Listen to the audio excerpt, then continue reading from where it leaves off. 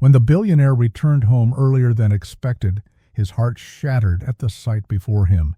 His glamorous fiancée was cruelly lashing out at his frail father. In that single moment, every illusion of love and loyalty crumbled into betrayal. The morning sun rose gently over the vast coastline estate of Julian Marquez, a billionaire known as much for his brilliant mind as for the empire he had built from almost nothing. To the outside world, Julian's life was the epitome of perfection. He had power, wealth, an oceanfront mansion that shimmered like a jewel, and a fiancée so elegant and radiant that the media called her the queen of his empire. But destiny has a way of stripping away illusions when we least expect it. On a day when the world thought Julian was away for business, he returned home early, carrying not just a bouquet of fresh lilies for his father, but also the simple joy of surprising the man who had raised him through hardship. What Julian saw that morning would alter the course of his life forever. As his footsteps echoed across the marble floors, Julian followed the faint sound of raised voices. He turned a corner, and his blood ran cold. There stood Isabelle, his fiancée, dressed in silk, her beauty radiant as ever, but her face twisted with scorn. She was towering over his father, Mateo Marquez, who sat frail and weak in a chair by the window. His father's cane had been knocked to the floor. Isabelle's voice lashed out like venom. "You old fool! You do nothing but drag this house down. I am tired of taking care of you. You should be grateful I even allow you in this mansion. Without Julian, you'd be rotting in some small, forgotten home. You are nothing but a burden." Julian froze.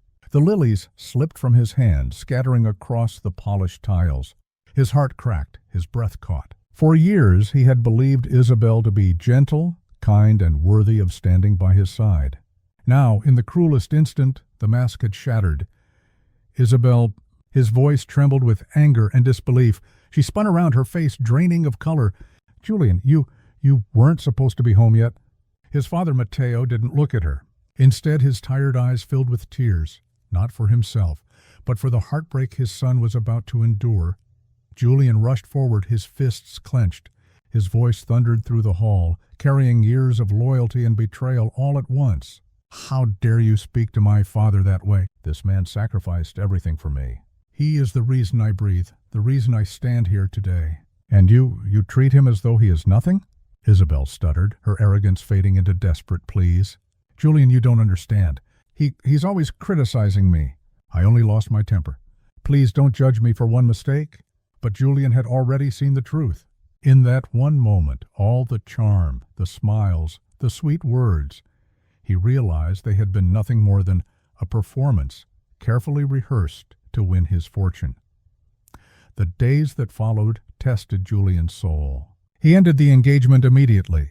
Isabelle tried everything to cling to her luxurious life, tears, promises, even threats, but Julian was unshakable. "My father's dignity is not negotiable," he told her. "If you cannot honor him, you will never stand beside me." The news swept through social circles like wildfire. The glamorous couple admired by the world had broken apart overnight. The tabloids called it the fall of a fairy tale.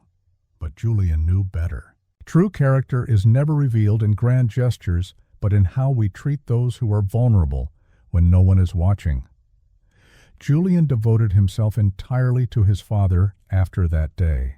Mateo had always been his anchor, the man who had worked 3 jobs when Julian was a child, one in construction, one in cleaning offices at night, and one fixing broken cars on weekends, just to make sure his son could go to school with dignity. When Julian finally struck gold with his first business venture, his father was the first to cheer, even though he himself still wore worn-out shoes. Now, with his fortune built, Julian realized how blind he had been. In chasing success, he had left his father alone too often in the very house where cruelty festered behind his back. The guilt was heavy, but his father, ever gentle, forgave him. "You came home when it mattered most," Mateo whispered one evening as they sat together by the ocean, watching the sun sink into the horizon. "That is enough for me." Julian's heart ached, but his vision cleared. He understood now that wealth meant nothing if it wasn't rooted in love, kindness, and respect.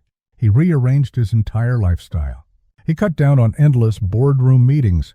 He spent mornings in the garden with his father, afternoons walking by the sea, evenings listening to his stories. Slowly, a new purpose bloomed in Julian's heart. He began to use his empire not just for profit, but for impact.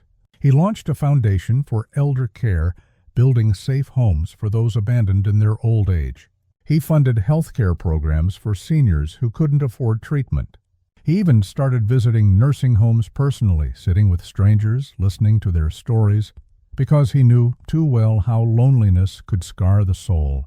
His father became his partner in these projects, guiding him with wisdom and compassion. As for Isabelle, her glamorous world collapsed. Without Julian's fortune, her so-called friends disappeared. The society she had once ruled with her beauty and charm turned its back on her. She had gambled her life on greed and she lost everything. Julian, however, flourished, not in terms of his bank balance, but in spirit. He became a man not just rich in wealth, but rich in heart. He discovered a joy far greater than any luxury car or estate could provide.